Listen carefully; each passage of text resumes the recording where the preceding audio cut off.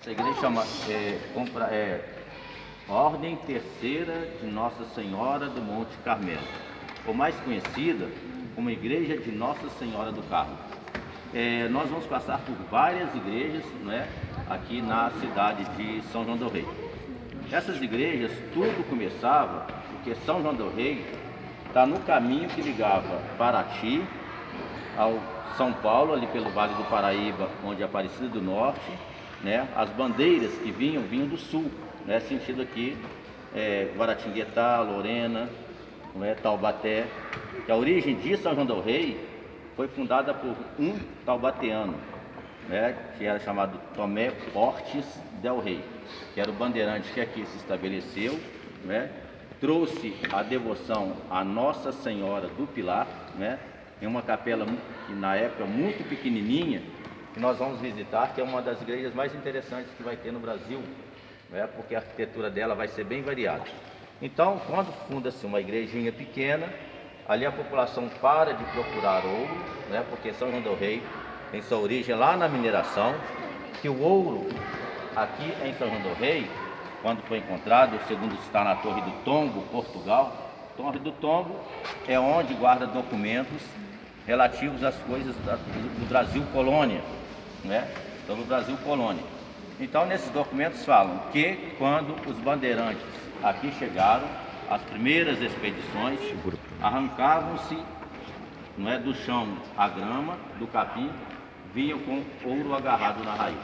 Então, o ouro aqui nessa região apareceu da seguinte forma: você tinha o ouro que tem dentro do córrego, um rio, ribeirão, chamado ouro de aluvião. Era um ouro que dava em cima dentro do córrego, com muita facilidade. Depois, quando esse ouro que dá dentro do córrego, que chama aluvião, começa a diminuir, os mineradores vão começar a tirar ouro nas suas margens, nos barrancos dos rios. Aí vai chamar-se ouro de grupiara. Grupiara é uma palavra do tupi que quer dizer ouro que dá no meio da terra, no meio dos seixos. Seixos são rochas redondinhas que a gente vai ver pelo chão da cidade, aquele seixo rolado. Depois acaba o ouro nas imediações dos córregos e rios. Aí vai começar um outro tipo de mineração, onde nós estamos aqui, nós estamos em cima de uma galeria subterrânea, onde os escravos trabalhavam no subterrâneo com os feitores, tirando ouro, né? A gente chama de beta. Ouro de beta é um ouro que você encontra a rocha com quartzo, vai descendo, furando a rocha, os escravos, né? Na época do período do Brasil colônia, iam descendo, achavam galerias profundas, né? No entanto, debaixo de São João del Rei é como se existisse uma outra cidade, porque vocês imaginam 200 anos atrás, os escravos trabalhando aqui no subsolo, 2.000 escravos, uns 1.000 para lá, uns 500 para cá, uns 200 para lá, quer dizer, é como se fosse um monte de pessoas, aliás, como se dizer, não, foi um monte de pessoas, vários escravos, muitos escravos, trabalhando no subsolo. Então essa igreja do Carmo, que nós estamos aqui hoje, ela se encontra na área da mineração, Então, a igreja de Nossa Senhora do Carmo, no século XVIII, quando ela foi fundada, era para os ricos mineradores, não é? E também para os ricos comerciantes. Aí eles falam, escravos não entravam em igreja de branco. Claro que entrava. Se vocês pegarem algumas pinturas do século XVIII, século XIX, João Moritz Rugendas, um alemão que ele era protestante, entrou numa igreja de brancos lá em Recife ou aqui em Minas Gerais, vai estar lá, ele fez uma retratação, quer dizer, fez umas pinturas mostrando os escravos ao lado dos seus senhores. Antigamente todo mundo sepultava-se dentro da igreja, todo mundo. Então a gente está em cima de um antigo cemitério, né? Depois que em 1841 proíbe enterrar dentro da igreja, então a gente está em cima de um cemitério antigo, né? E toda igreja antiga vai ter a formação de uma cruz. Parece que tem hora que eu vou estar dando aula de catecismo, tá, gente? É porque o sistema antigamente chamava-se padroado. Vocês um dia vão estudar, vão fazer universidade, então não tem como separar a igreja católica do século XVIII até o Império uma da outra. não é? Chamava-se padroado. É por isso que quando vocês chegaram na frente da igreja, vocês viram a cruz lá no alto, não viram? Aqui nós vocês estavam tirando foto.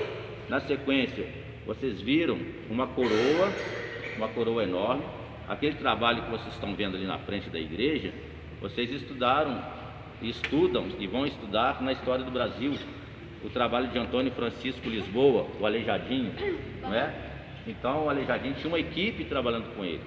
Quando era projeto, risco, planta, o Aleijadinho fazia, mandava para a cidade, os pedreiros da cidade faziam o trabalho. Quando era imagem, igual tem aqui na frente da igreja, o Aleijadinho vai trabalhar aqui antes da doença. Me liga daqui a pouquinho, eu tô na igreja aqui. Porque ele adquire a zamparina, Tá bom, tchau. que é a poliomielite. Depois ele adquire a porfiria, que é uma doença que manifestava só as mãos dele, o sangue não chegava nas pontas. Poliomielite é a zamparina. Aí depois dos 40 anos que ele adquire várias doenças. Depois, como ele estava muito doente, ele começou a pegar o formal, que é uma faca de ponta, que ele trabalhava fazendo altares, trabalhava fazendo imagens, né? E ele começou a cortar, e só ficou com esse dedo aqui, assim, como pinça, onde os seus escravos de apoio amarravam as ferramentas para ele obrar, trabalhar. Então Aleijadinho trabalhou na frente dessa igreja. Se vocês forem ao Museu da Inconfidência Ouro Preto, lá vai ter a planta dessa igreja. Foi no ano passado, vai ter a planta dessa igreja e São Francisco, não é? Essa divisão aqui, ó, é a divisão do cemitério antigo. Aqui foi sepultado o irmão do Tiradentes também, dentro da igreja aqui. Não dava mau cheiro não, viu? Porque por baixo era terra. Então, quando a gente passa num cemitério, não sente cheiro. Porque só no dia da retirada dos ossos, da ossada, que poderia dar um mau cheiro, né? Então, essa igreja de Nossa Senhora do Carmo que vocês estão vendo, ó, ela está num período que vocês vão um dia estudar, chamado Barroco Rococó. Rococó vem de rocalha, quando o ouro começa a ficar em detalhes, ó. Tá vendo? A catedral vai ter uma quantidade de douramento muito, aí é o barroco, né? Tudo surge lá na Espanha, ó, tudo surge lá na Europa, lá na Itália, Espanha, Portugal, viu gente? São lâminas muito finas de 23 pilares, uma lâmina muito fininha, né? Então toda a igreja vai ter a formação de uma cruz, que eu estava falando para vocês, ó, o pé da cruz está aqui.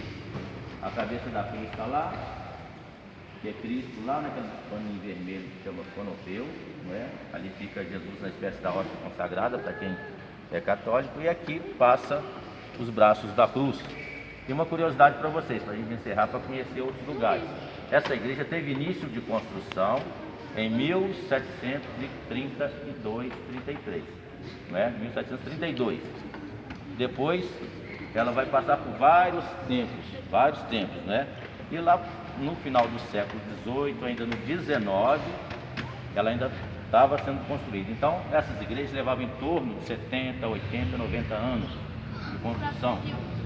Os escravos que trabalharam, todo esse trabalho que vocês estão vendo, os portugueses faziam um projeto, ou pessoas também que nasceram no Brasil, que adquiriram, né, o prático de trabalhar também fazendo plantas de igreja, plantas de casa, né, plantas aqui de uma mesa mortuária que não é todo lugar que vocês encontram não.